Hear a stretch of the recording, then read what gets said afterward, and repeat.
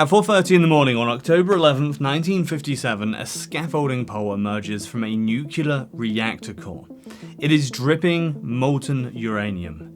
The man holding it watches as the pole itself turns cherry red in his hands. Behind him, through inspection holes in an 80-foot concrete shield, 11 tons of uranium burn at 1300 degrees Celsius. Northwest England has less than 8 hours before the biological shield fails. If it does, radioactive material will pour across Britain, making everything from Manchester to South Scottish borders uninhabitable for centuries. Tom Tuohy climbs the ladder one more time. He's going to look directly into the fire. I'm Andy Roberts. This is the Forbidden Labs.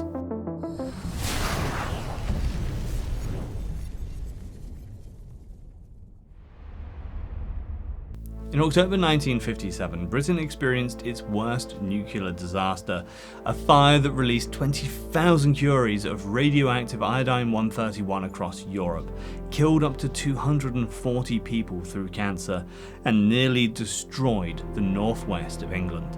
The government covered it up for 31 years, not for national security or anything, but because they had caused it.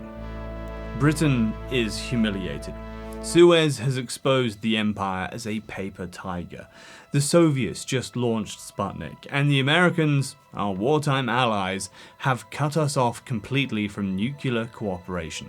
The McMahon Act makes it a capital offence to share atomic secrets, even with us. Prime Minister Harold Macmillan receives a cabinet paper with a stark warning.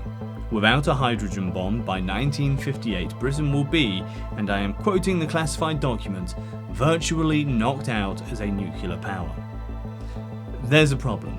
Britain can't actually build a hydrogen bomb, so they devise what researcher Norman Dombey would later call a thermonuclear bluff.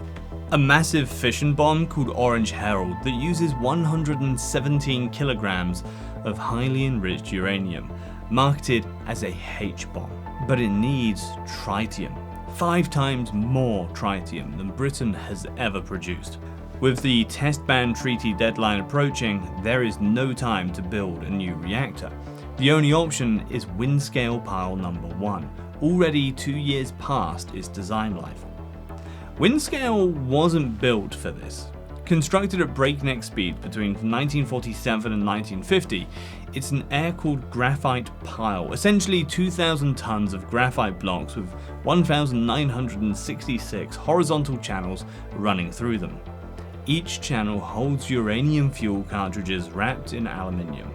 To make tritium, engineers make catastrophic modifications. They clip off all 500,000 aluminium cooling fins. Every single one. They pack more fuel into enlarged cartridges. They push temperatures beyond any safe threshold. Christopher Hinton, Windscale's director, sees what's coming. When his warnings are ignored, he resigns. But one man's paranoia saves everything. Nobel laureate John Cockcroft insists on adding filters to the chimney, an enormous expense and delay. The engineers mock them as Cockcroft's folly. Those filters will trap 95% of the radioactive dust. Without them, I wouldn't be telling you this story.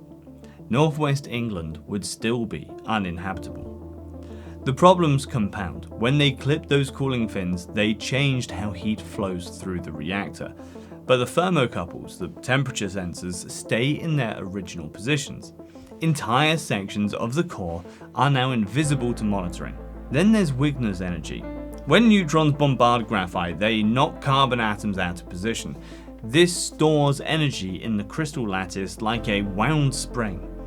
If you don't release it carefully through controlled heating, called annealing, it releases catastrophically. By October 1957, Windscale has attempted 8 Wigner releases. Each one has been harder, more dangerous. The 9th is scheduled for October 7th. What the operators don't know is that the previous releases have been only partially successful. Pockets of stored energy lurk throughout the graphite. The reactor is a bomb waiting for a match. That match is lit at 11:05 a.m. on October 8th. when an operator makes a decision that seems logical with the information that he has. He orders a second nuclear heating. October 8th, 11:05 am, the Wigner release isn't going as planned. Some thermocouples now show temperatures dropping, suggesting the annealing has stalled. The operator fears the release will fail, leaving dangerous energy trapped in the graphite.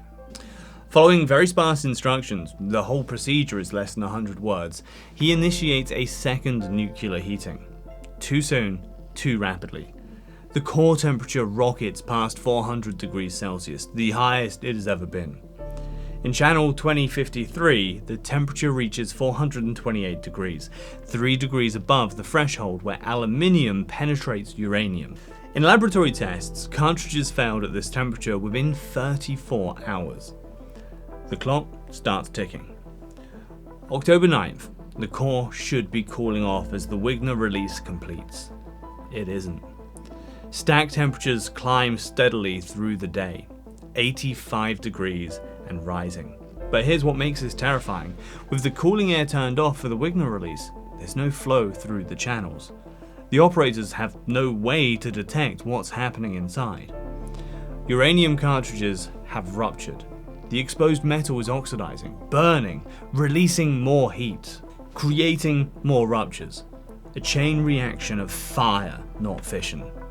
An internal memo later recovered states, by the evening of October 9th, we estimate 8 fuel channels were burning. The operators had no indication. At some point that night, the fire became self-sustaining. It no longer needs external heat. It's feeding on the uranium fuel and the graphite moderator itself. October 10th, and dawn. Tom Tuohy, second in command at the reactor, tries to use a remote scanner to inspect the core. It jams. He does something that would be unthinkable today. He puts on protective gear, walks to the charge face and removes an inspection plug. The fire has been burning for 48 hours, undetected. Tom Tuohy gets the call at home where he's caring for his sick family. Come at once. Pile number 1 is on fire. He tells his family to stay indoors, shut the windows, and he races to Windscale. First thing he does when he arrives? Takes off his radiation badge. If he exceeds dose limits, they'll force him to leave, and he knows someone has to stay with this fire until it's dead. Tuohy climbs the 80-foot ladder to the top of the reactor building. Through vertical inspection holes, he peers directly into the burning core. He sees what he later describes with typical British understatement as a dull red luminance lighting up the void. It's not dull. It's 1,300 degrees Celsius.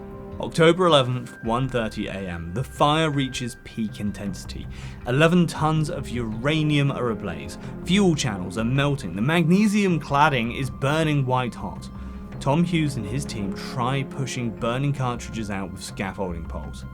The poles come back dripping molten uranium. One is described as white hot, just white hot. Nobody can believe how hot it could possibly be. 4:30 am, they rig up 25 tons of liquid carbon dioxide from the nearby Calder Hall reactor. Tuohy watches as they pump it in. The CO2 does nothing. Worse, at these temperatures, it breaks down. The oxygen actually starts feeding the flames. 8:55 am. With all options exhausted, Tuohy faces an impossible choice. Water. At these temperatures, molten metal strips oxygen from H2O, leaving free hydrogen. Mix that with air in a dampened reactor and you get an explosion that tears open the containment, spreading radiation across Britain. Tuohy orders the water on anyway, 300 gallons per minute.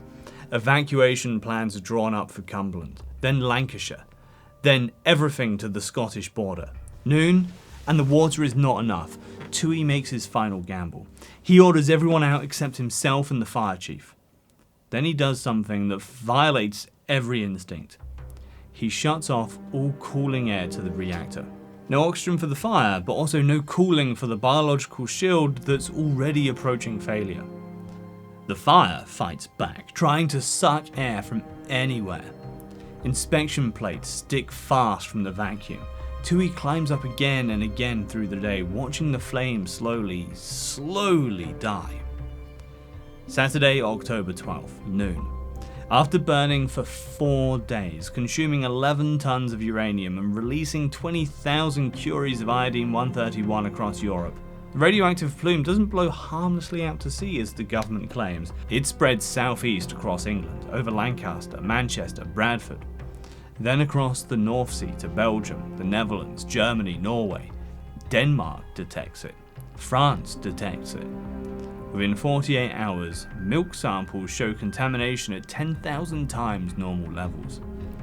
The government bans milk from 200 square miles of countryside. 2 million litres, enough to fill an Olympic swimming pool, is poured into the Irish Sea. The Medical Research Council concludes it's in the highest degree unlikely that any harm has been done to the health of anybody. They are wrong. Sir William Penney's inquiry sits for just 10 days. His report, delivered October 26th, pulls no punches. The fire was caused by, quote, the second nuclear heating applied too soon and too rapidly. But more damning, the underlying cause was pressure to produce tritium for weapons. The modifications that made the reactor unsafe. The instruments that couldn't detect the fire. October 26th, evening. Prime Minister Macmillan reads the report and makes a calculation. In his diary he writes, "How are we to deal with this? To publish it to the world, especially the Americans, might put in jeopardy our chance of getting Congress to agree." He orders the report suppressed, not classified for security, suppressed. He demands the Type B, in his own words, smashed. November 8th, Parliament receives a sanitised white paper that subtly shifts blame to the operators. Error of judgment, it says. Penney never used those words. The same day, Britain successfully tests a real hydrogen bomb, Grapple X, 1.8 megatons. The bluff worked. July 3rd, 1958, the US-UK Mutual Defence Agreement is signed. Britain gets access to American nuclear secrets. Macmillan gets his prize. But here's what they hid for 26 years. The fire didn't just release iodine and cesium, it released polonium-210, the secret ingredient in British atomic bomb triggers. So secret that revealing it would expose how backward British weapons really were. That polonium killed 70 people through lung cancer. But nobody knew to look for it until 1983, when a librarian named John Urquhart found a single forgotten reference in a UN technical paper. Years later, Macmillan's own grandson would tell the BBC about his grandfather's decision. He covered it up, plain and simple. 1957, no deaths likely. 1983, 33 deaths from previously hidden polonium. 1988, 100 deaths, officially acknowledged. 2007, computer models suggest at least 240 deaths, mostly related to cancer. Tom Tuohy, who stared into a burning reactor core to save northwest England, is told by officials that he caused the fire. "I thought they were a shower of bastards," he said. He dies in 2008, aged 90, with perfect vision despite the radiation. Never properly recognised. Ron Gorsden, blamed for the error of judgment, goes on to become Britain's chief nuclear inspector. The ultimate vindication. They changed the name from Windscale to Sellafield, hoping to shed the negative associations. A Guardian cartoon after Chernobyl showed Soviet scientists saying, "We sought advice from the UK. They suggest we change the name." The reactor core still sits there, sealed. 15 tons of melted uranium, just sitting, waiting. Decommissioning scheduled for 2037, 80 years after the fire. The Windscale fire was caused by a government so desperate for nuclear weapons, they pushed a dying reactor past breaking point. The heroes who stopped it were blamed. The politicians who caused it suppressed the truth for 31 years. When the Penney Report was finally declassified in 1988, it revealed the operators showed, quote, outstanding courage, resourcefulness, and devotion to duty. The error of judgment was never theirs. But here's what should really terrify you. Windscale wasn't Britain's only nuclear accident. It was just the first one they couldn't completely hide. If you like this, make sure to check out our video on Operation Cauldron. This is when Britain tested biological weapons on Scotland. I mean, they needed somewhere more remote. So they took anthrax, plague, and Venezuelan equine encephalitis to the one place nobody would look: the Caribbean. If you're into true stories that play like thrillers, where science, state power, and secrecy collide, hit subscribe. It really helps us to dig deeper into these buried stories. I'm Andy Roberts, and this was The Forbidden Labs.